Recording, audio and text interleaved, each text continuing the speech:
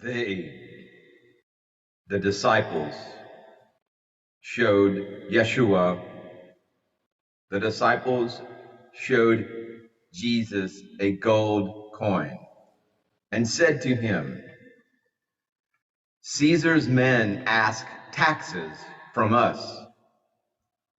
Yeshua said to them, "Give the things of Caesar to Caesar.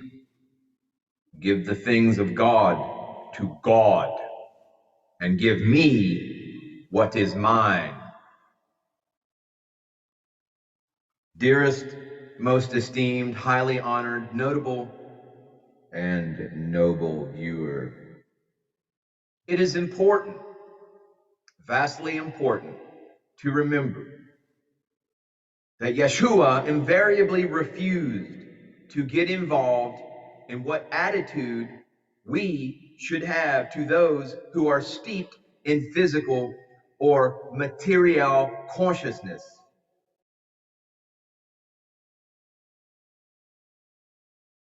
There is no purpose towards those steeped, trapped within the 3D world. Those digital zombies with their face stuck in their smartphones 24/7, who know no other reality except what is imparted to them, what is shoved down their throat via the digital matrix of the artificial intelligence hive mind control matrix. To those digital zombies, those Terrans steeped in physical or material consciousness, these words will fall, this purpose will fall upon barren ground, deaf ears. On most occasions, Yeshua simply ignored them. He does not commit himself whether we should or should not have money or the purpose thereof, nor does he condemn anyone who is rich. However, what he does discourage very strongly is the attachment to money, or indeed to any worldly possessions. In fact, yes, sex for the body, money for your pocket, but not for your mind. When those pursuits, those activities become infested within your mind,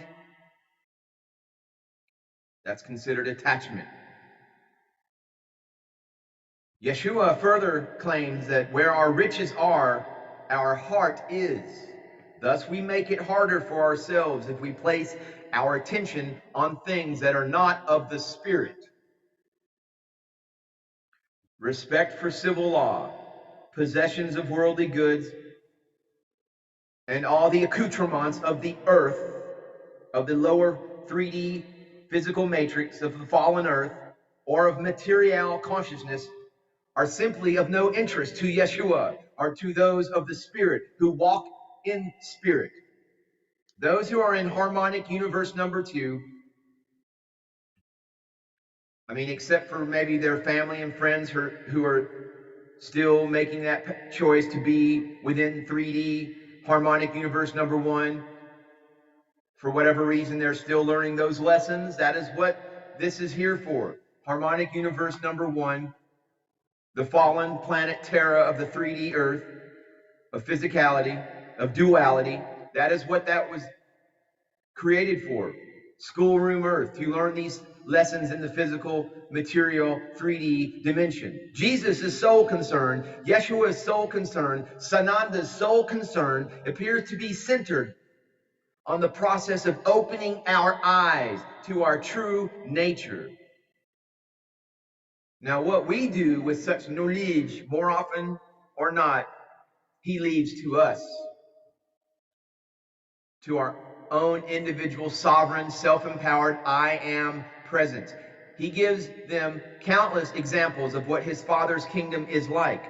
Countless rather than one. We must find our own kingdom. You must walk your own path of ascension. It is as unique, the path of ascension for each of us is as unique as our soul path, as what our soul contracts, what we signed up for, what our individual experiences has been. We must find our own kingdom, not somebody else's, not even Yeshua's. But one thing he makes abundantly clear, the admonition to give the things of Caesar to Caesar simply means that if we are to survive in this world, we must obey the laws of the land. After all, we must survive in order to learn.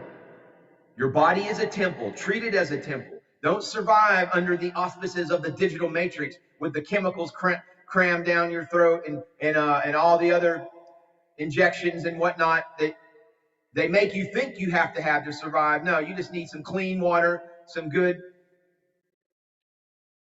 vegetables. Stay away from the taco hell, please. After all, we must survive in order to learn, and learn is what we have been born to do. As we progress along the path of understanding, of knowledge, because in the scriptures, light is equated with knowledge. The more knowledge, the more understanding you have, the more light you possess. The more your light quotient, we find that all states of consciousness exist within very exacting sets of laws.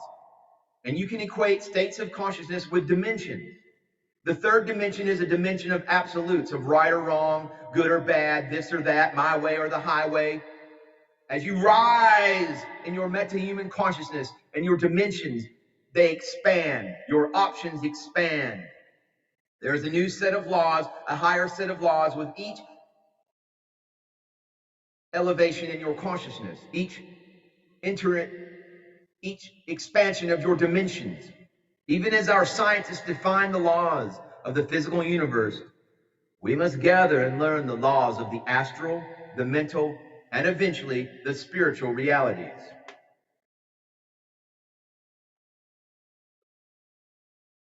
In so much as all these are best described as states of consciousness, they are each imbued with objective as well as subjective realities.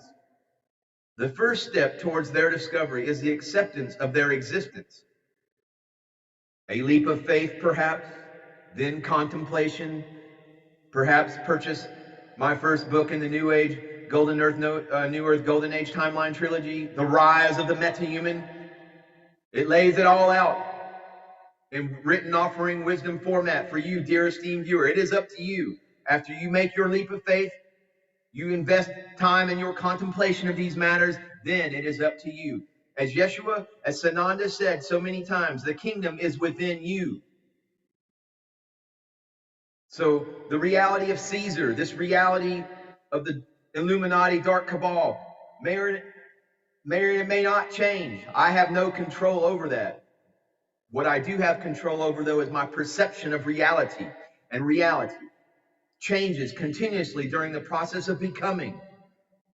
As you elevate your consciousness, as you rise in the dimensions of your options, of your expansion of your consciousness, reality changes. What was important to you as a child is no longer important to you as an adult, mature in the spirit. In this sense, one could say that we are the sole creators of reality that we abide in.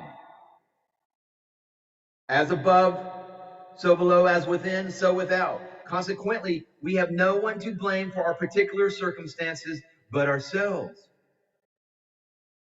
Please, do not blame anything outside of yourself for your particular circumstance.